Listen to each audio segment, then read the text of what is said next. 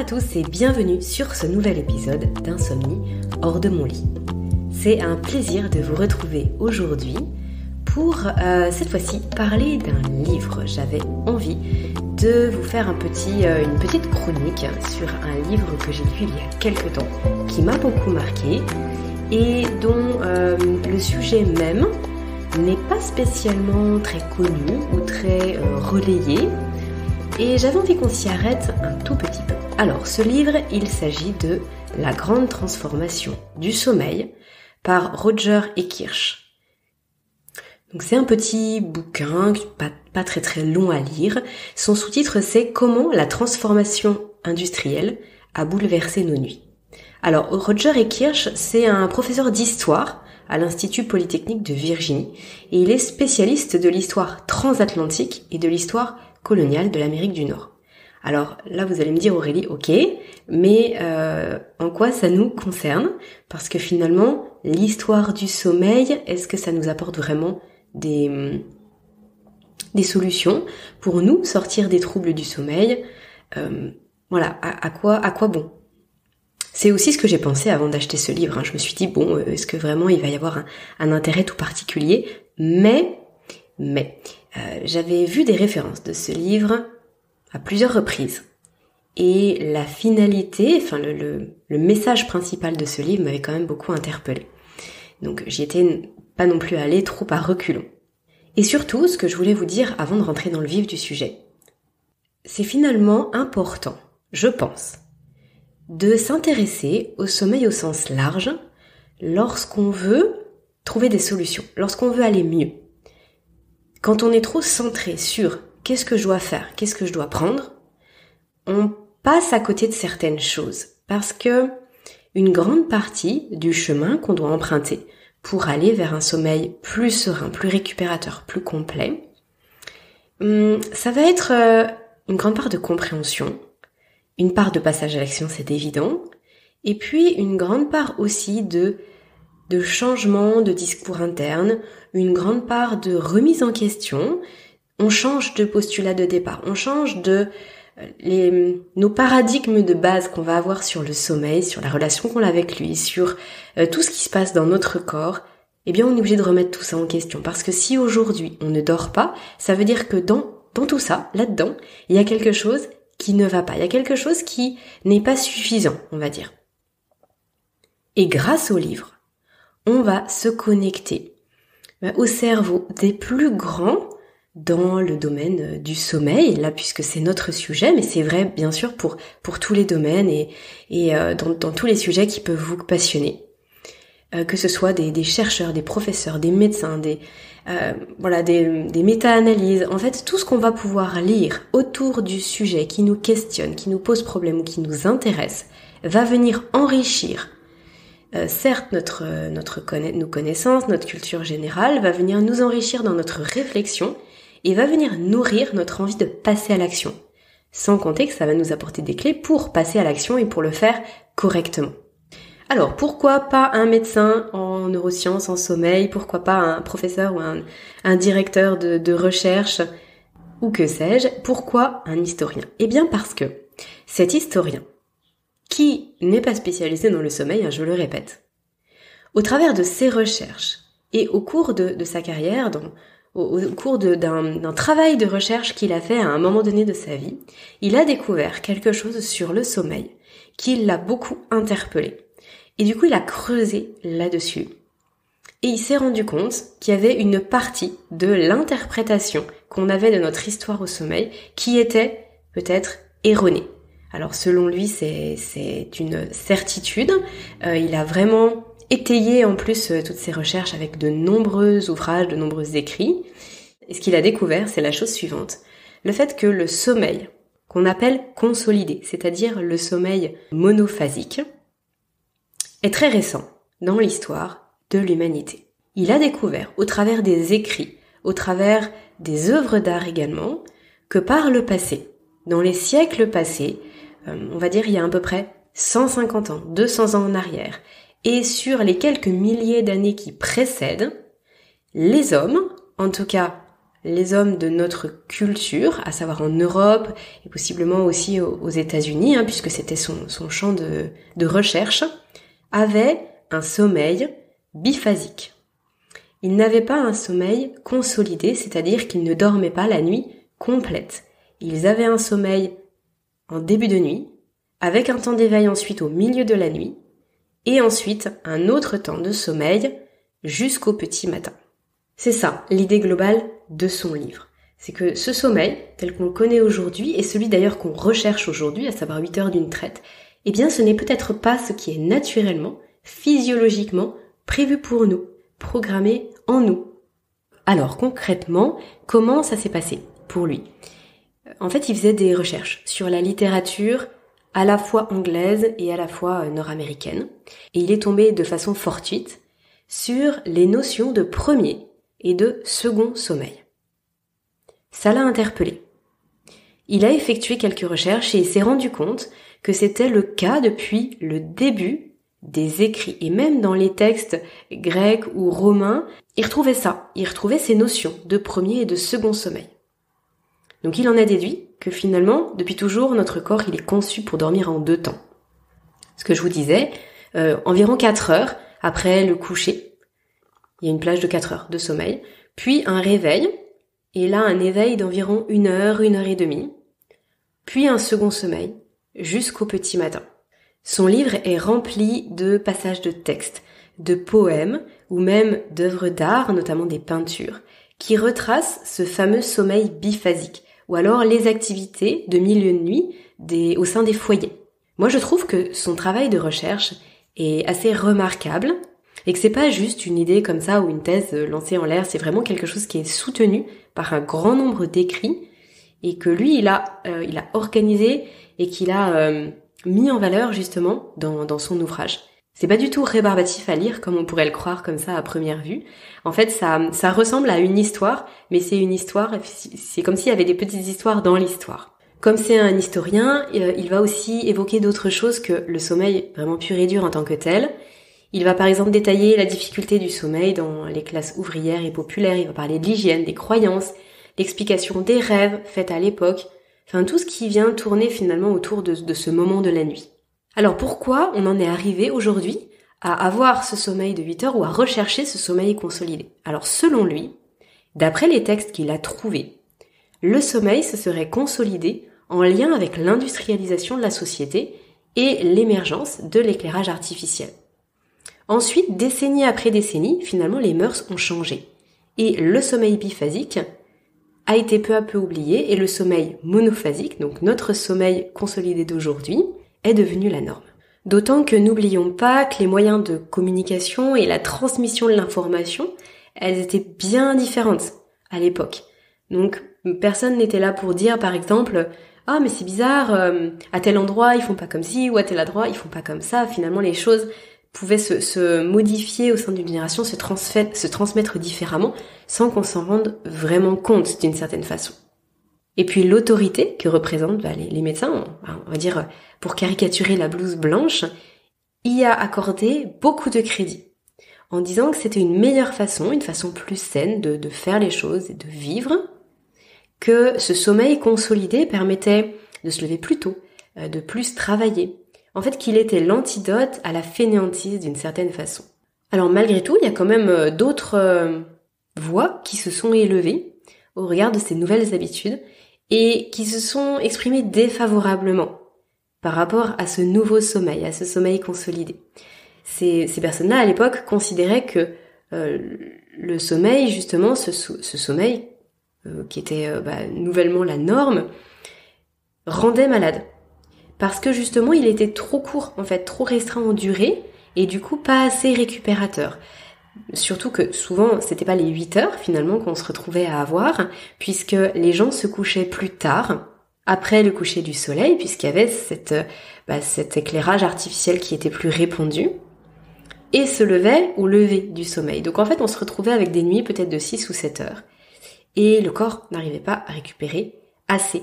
Donc il y a eu quand même pas mal de personnes qui se sont un peu insurgées contre cette nouvelle mode qu'on pouvait appeler mode de l'époque, et vraiment qui insistait sur le fait que le sommeil rendait les gens plus malades, moins en santé, moins en forme, je veux dire moins dynamiques, que ça les rendait aussi plus esclaves de la nouvelle industrie montante, des exigences de ceux qui détenaient le capital.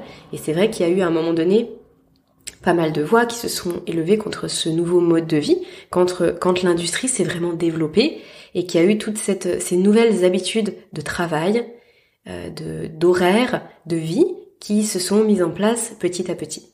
Donc pour récapituler, au début on se couchait possiblement vers 21h ou même plus tôt en fait en hiver et puis plus tard en été, ça suivait les saisons. Il y avait ce temps à peu près d'une heure et demie la nuit où on allait faire des activités du quotidien ou alors même avoir des rapports intimes ou s'occuper des enfants, des bêtes, du ménage, de la cuisine.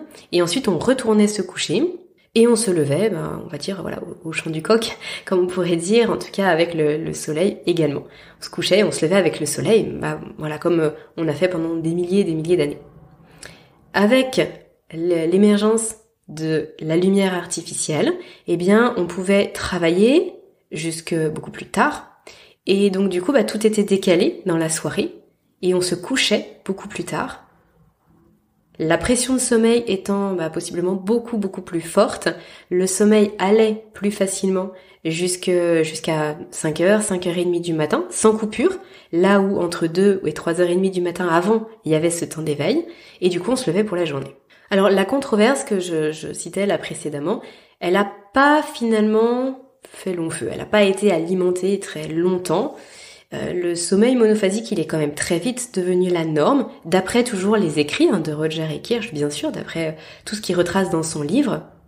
Et surtout au regard justement du XXe siècle, en tout cas on va dire que c'est venu consolider cette nouvelle habitude parce que il a été tellement mouvementé, en tout cas le XXe siècle qu'a connu l'Europe, qui a demandé énormément d'adaptation, tout azimut, et ça a nécessité de placer certaines choses en arrière-plan pour se consacrer juste sur qu'est-ce qu'on mange et comment on survit, que finalement ça aura fait oublier ce sommeil biphasique, et puis ça aura assis cette nouvelle façon de consommer son sommeil, de traverser la nuit. Je reviens sur un point que j'ai cité tout à l'heure en début de podcast, c'est que l'auteur s'est inspiré et a regardé vraiment la littérature globale, mais principalement la littérature anglaise, mais il en a transposé, il en a déduit, on va dire, que ce qui se passait en France ou ce qui se passait dans la majorité des pays européens, c'était similaire à ce qu'il retrouvait justement en Angleterre. Donc en fait, il a un peu extrapolé de ses lectures à ce qui pouvait se passer en France ou dans les autres pays européens. Donc c'est quand même à noter, même si effectivement ça relève plutôt du bon sens que de se dire que si ça n'a jamais interpellé personne, sachant que les gens voyageaient malgré tout à l'époque, même si c'était beaucoup moins important qu'à notre époque, si ça n'a jamais surpris personne et que personne ne s'est jamais inquiété, c'est peut-être pas le mot, mais que personne n'a jamais écrit sur le fait qu'entre les différentes cultures il puisse y avoir des différences à ce niveau-là, c'est probablement parce que c'était partout pareil. Parce qu'effectivement, ça je l'ai pas précisé, dans son livre, il explique bien que ces termes de premier et de second sommeil, en fait, il les a trouvés comme ça, comme je disais, de façon fortuite, mais parce que les gens racontaient quelque chose et du coup il y avait ces mots-là, mais en fait ils ne parlaient pas de leur sommeil, c'est-à-dire que c'était un non-sujet. Finalement, il n'a pas trouvé de texte où on expliquait comment on dort à l'époque. Ça faisait juste partie des mœurs, tout comme on peut trouver la façon dont on s'occupait des enfants ou dont on s'habillait au détour d'écrits qui n'ont pas pour sujet l'éducation ou l'habillement. Juste parce que on vient passer sur une explication, une histoire, et on se rend compte qu'il y a ça. J'espère que c'est assez clair, mais en tout cas, ce sujet du sommeil n'en était pas vraiment un, visiblement, il y a quelques centaines d'années en arrière. Donc tout ce que je viens de vous dire, finalement, c'est ce que l'auteur développe. Moi, j'ai trouvé que c'était vraiment intéressant de lire ça. Alors, il y a une postface qui est assez longue, qui est tout aussi intéressante, mais du coup, qui fait vraiment suite à tout ça par un autre auteur. Donc en fait, ça se lit très très rapidement, et je trouve que justement Roger et Kirsch, il nous donne une vraie leçon d'histoire en nous racontant ce qui semble être notre propre histoire. C'est très documenté, c'est aussi un peu illustré comme je le disais. Ça se lit bien, ça se lit vite. Et puis, surtout, ça permet dans d'en déduire quelque chose, parce que finalement, c'est ce que lui conclut. C'est pour ça que c'est aussi intéressant d'avoir cette notion-là en tête, c'est parce qu'il conclut sur le sommeil en disant que si on considère le sommeil biphasique comme la norme physiologique pour les êtres humains, alors de nombreuses personnes qui sont diagnostiquées comme étant insomniaques aujourd'hui ne le sont peut-être pas du tout. Qu'ils ont simplement un organisme et des besoins physiologiques qui reflètent nos origines et nos habitudes passées. Souvent, on se rend compte, moi je l'ai longtemps expérimenté et je m'en rends compte avec les gens que j'accompagne, que quand il y a un réveil la nuit, il faut compter un cycle en fait. Il faut compter environ 80 ou 90 minutes pour que la personne puisse se rendormir si toutefois elle ne met rien de particulier en place ou qu'elle n'a pas l'habitude d'utiliser les outils que je lui propose ou qui sont à sa disposition. C'était mon cas également. D'ailleurs, c'est toujours mon cas. C'est-à-dire que si je suis réveillée, comme là c'était le cas la semaine passée avec des orages très très importants, je suis réveillée en pleine nuit. Si je fais rien du tout, que je suis réveillée comme ça avec une montée d'adrénaline, que je suis obligée de me lever pour les enfants ou autre, que je me recouche, je vais probablement mettre un certain temps pour me rendormir. Et ce temps, c'est souvent un cycle. Ce qu'on appelle un cycle, les cycles de sommeil, vous savez, sont de 90 minutes et du coup on dit faut attendre que le train passe, donc que le cycle se termine pour pouvoir rembrayer sur un nouveau cycle comme si le train revenait nous chercher. Si après on vient pratiquer les techniques de respiration, l'hypnose ou qu'on fait tout ce que je vous ai déjà parlé à maintes fois, à maintes reprises dans les podcasts, oui, on se donne la possibilité de se rendormir plus tôt, mais il n'empêche que cet espace dans la nuit, peut-être que c'est vraiment le reflet de ce qui se passait naturellement avant. Et en tout cas, c'est vraiment l'idée que véhicule l'auteur et qui permettrait effectivement de moins se tracasser la nuit, de considérer cette situation comme beaucoup plus normale. Parce que si on voit les choses comme ça, finalement, il serait plus judicieux d'apprendre à occuper son temps d'éveil en milieu de nuit plutôt que de chercher à le supprimer à tout prix. En fait, ça donne beaucoup de sérénité à pas mal de personnes qui luttent désespérément avec le sommeil chaque nuit. En tout cas, ça donne une option supplémentaire. Soit on essaie de mettre en œuvre plein de choses pour se rendormir le plus rapidement possible, soit on considère que c'est ok. C'est bon, je suis réveillée, je vais avoir un temps pour moi, la nuit, et puis je me recouche dans 1 heure et je finis ma nuit en fait.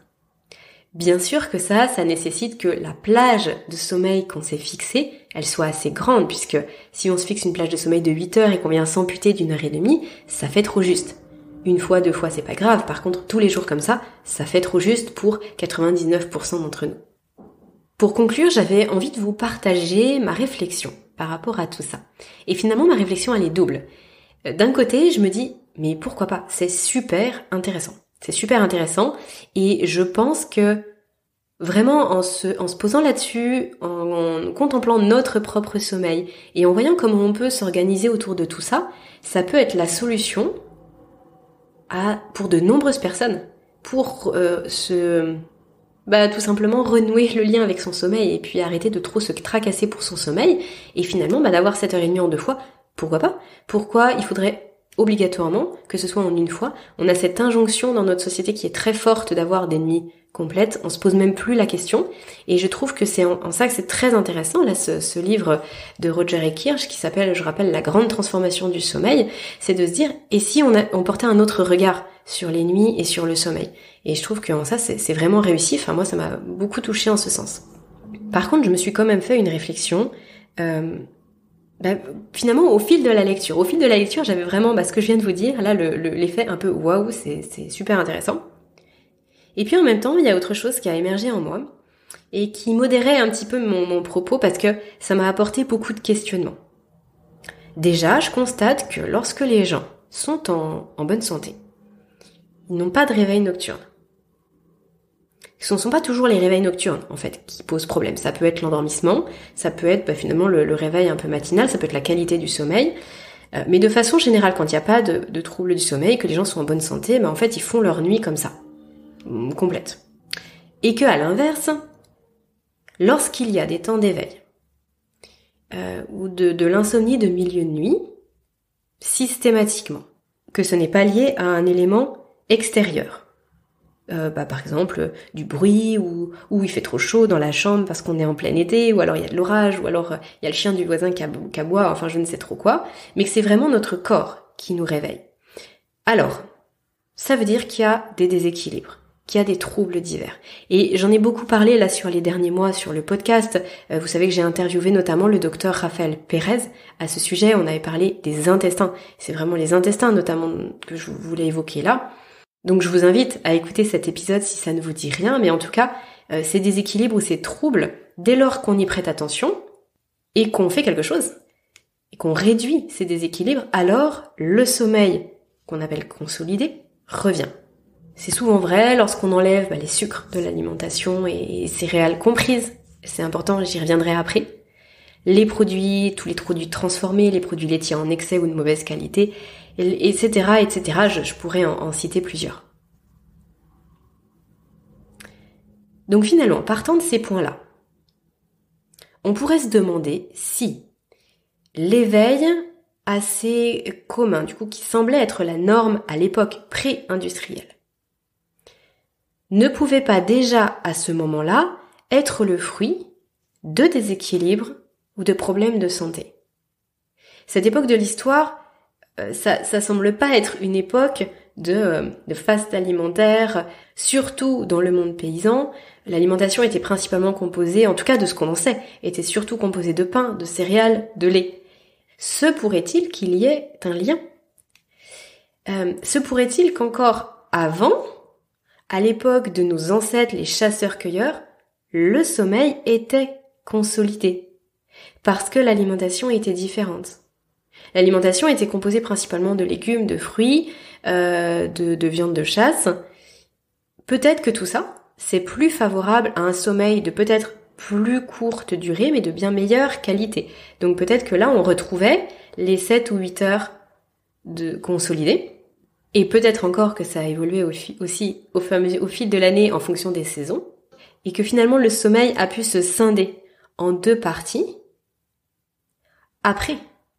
Car finalement, on ne sait pas grand-chose de cette époque. En fait, il n'y a pas d'écrit, il n'y a pas de dessin du sommeil. La culture des céréales, elle est apparue il y a une dizaine de milliers d'années. Et d'ailleurs, je fais une parenthèse, je fais une digression, mais je pense que c'est important pour comprendre un petit peu ma réflexion là-dessus et la logique. Les fouilles, les analyses des squelettes de l'époque semblent montrer que c'est à ce moment-là, au moment où on est devenu sédentaire, où on n'était plus chasseur-cueilleur, mais on est devenu éleveur et cultivateur, il y a eu les premiers cas d'arthrose, de soucis osseux, de troubles squelettiques, de problèmes de dos, de scoliose, tout ça. Et ça, c'est visiblement attribué à la consommation de céréales en très grande quantité par rapport à ce qu'on avait avant. Et on a beaucoup exploité les céréales et tout était fait à base de ça. Et aussi à plus de sédentarité.